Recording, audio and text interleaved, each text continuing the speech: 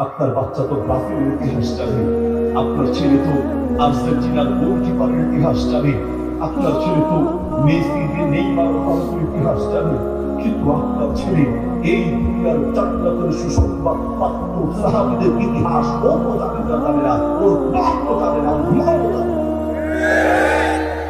নবী সাল্লাল্লাহু আলাইহি ওয়াসাল্লাম বলেন, সাহাবীরা ইসলামের জন্য, দ্বীনের জন্য কিছু অর্থ আর সম্পদের দরকার, যে যা পারো তার নিয়ে আসো। আবু বকর রাদিয়াল্লাহু তাআলা তিনি বাসায় চলে গেলেন, ওমর রাদিয়াল্লাহু তাআলা বাসায় চলে গেলেন, সাহাবীরা বাসায় চলে গেলেন।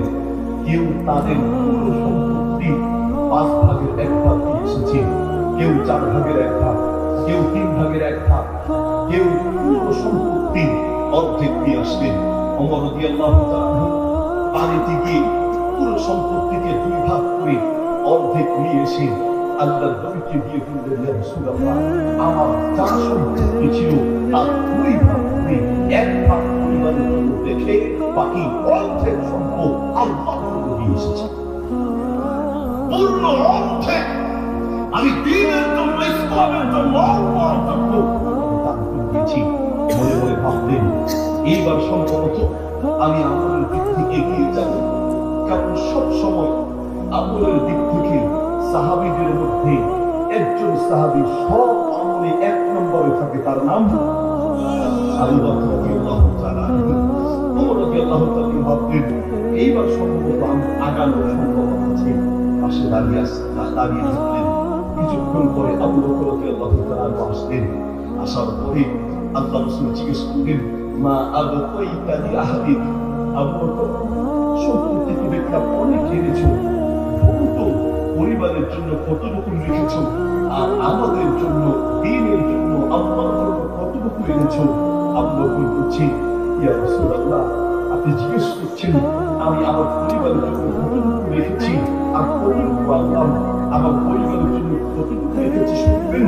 আর আল্লাহ ওয়া রাসূলুহু, ইয়া রাসূলুল্লাহ, আমার পরিবারের জন্য আল্লাহ তার রাসূলকে রেখে বাকি দুনিয়ার সব সম্পত্তি আল্লাহর জন্য দিয়ে এসেছে।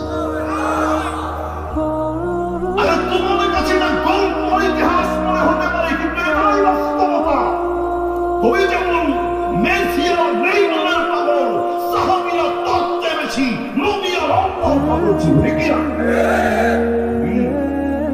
মেসি আর নেইমারের কতটা পাগল, ইন্টারনেট ফেসবুক না থাকলে দেশে যে এত পাগলের কারখানা আছে এটা বোঝা যেত। ফেসবুকের কল্যাণে কিছু পাগলের ভিডিও পাশাপাশি বিভিন্ন ভক্তরা আমাদের কাছে পাঠান।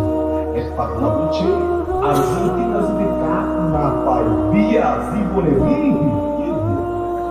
আছে কি নেই? ফেসবুকে সার্চ দিলেই পাবো। ও বলছে, আর্জেন্টিনা কাপ না পাইলে জীবনে বিয়া, যদি মা বাপ জোর করে বিয়া করায় দেয় ছেলে মেয়ে জীবনে, মানে আর্জেন্টিনা কাপ না পাইলে বিয়ে করবে না, আর মা বাপ যদি বিয়ে করায় দেয় ছেলে মেয়ে জীবনে উঠবে না।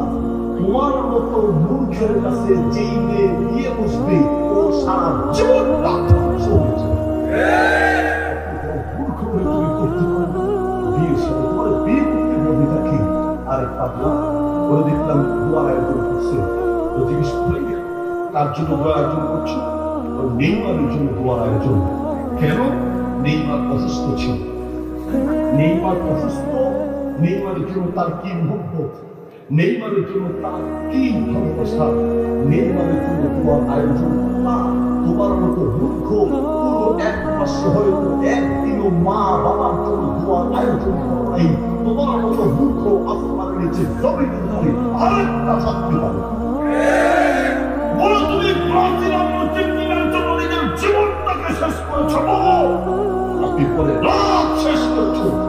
আমাকে বলুন, তাদের জন্য তোমার এই অর্থের অপচয়, সময়ের অপচয় কোন কাজে তোমার নিয়েছি? আর্জেন্টিনা কাপ নিয়েছি, তোমার ভাগ্যে একটা কফু দিছে, একটা কফু দিলেও তো একবেলা খাওয়া যায়। কফু দিয়েছি ইন্টারনেট ফেসবুকে একটা ছবি ছেড়েছি, একজনের তৈরি করে ছবিটা আপলোড দিয়েছি। ছবিটা কি? উপরে মেসির বাড়ি, তার নিচে নেইমারের বাড়ি, আর তার নিচে মেসি ও নেইমারের ভক্তের বাড়ি। মেসির বাড়ি রাজবাড়ি, কোটি কোটি টাকা খরচ করে বাড়ি করেছে। নেইমারের বাড়ি রাজবাড়ি, কোটি কোটি টাকা খরচ করে বাড়ি করেছে। আর তার নিচে মেসি আর নেইমারের ভক্তের বাড়ি, বেড়া অর্ধেক আছে অর্ধেক নেই। কার কিছু আমি আমাকে বুঝতে পারি না। এইসব দৃশ্য যখন দেখি রাসূলের একটি হাদিস বারবার মনে করি। মিশকাতুল মাসাবিহের 440 নম্বর পৃষ্ঠার হাদিসের মধ্যে নবী সাল্লাল্লাহু আলাইহি ওয়াসাল্লাম বলেন, আল্লাহ কসম করে বলছি, লান হাকরা শাইকুম ওয়ালাকিন আশাইকুম আন তুবসাতা আলাইকুম দুনিয়া ফাতসিতাত আলা মান কানা ক্বাবলাকুম ফাতানাফাসুহা ফাতুহলিকাকুম কামা আহলাকাকুম ফাতুলহিয়াকুম কামা আলহাকুম। শোনো, আমি নবী বলছি, আল্লাহ কসম করে বলছি, লান হাকরা শাইকুম, তোমরা দরিদ্রতায় ধ্বংস হবে, আমি নবী এই ভয় করি না। ওয়ালাকিন আশাইকুম, কিন্তু আমি ভয় করছি আন তুবসাতা আলাইকুম দুনিয়া কামা বুসিতাত আলা মান কানা ক্বাবলাকুম ফাতানাফাসুহা। আগের যুগের লোকেরা যেমন অর্থ সম্পদ বেশি পেয়ে ধ্বংস হয়েছে, আমি নবী ভয় করছি তোমার অর্থ সম্পদ টাকা পয়সা তোমাকে শুধু আখিরাতে নয়, এই দুনিয়ার জীবনটাকে বলো তুমি আমাকে। কাতার বিশ্বকাপের আয়োজন করে শত শত হাজার কোটি টাকা নষ্ট করা হয়েছে। এই টাকা দিয়ে দেশের কি উপকার হয়েছে? জাতির কি উপকার হয়েছে? কিয়ামতের মাঠে আল্লাহর সামনে আসামি কাঠ করে দাঁড়াতে হবে। আমরা কেবলমাত্র 500,000 টাকা দিয়ে একটা পতাকা কিনেছি।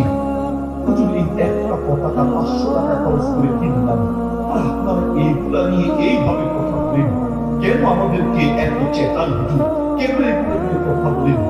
কেন কথা বলি জানো? তোমার কাছে 500-1000 টাকার কোন দাম নেই। বাপের হোটেলে খাও তো, টাকার বান্ডিল পাও, তোমার কাছে 500-1000 টাকার কোন দাম নেই।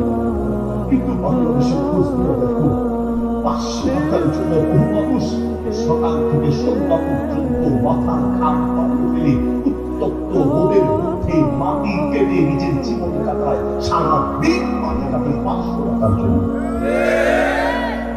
আরে তোমার কাছে 500 টাকার কোনো দাম নাই, কিন্তু যাও তুমি, যাও তোমাদের পাশের কসবারের স্টেশনে, যাও তুমি রেলের স্টেশনে, যাও তুমি চট্টগ্রামের স্টেশনে, যাও তুমি ঢাকা কমলাপুরের স্টেশনে, গিয়ে দেখো বহু মানুষ সেখানে ঘুমায়।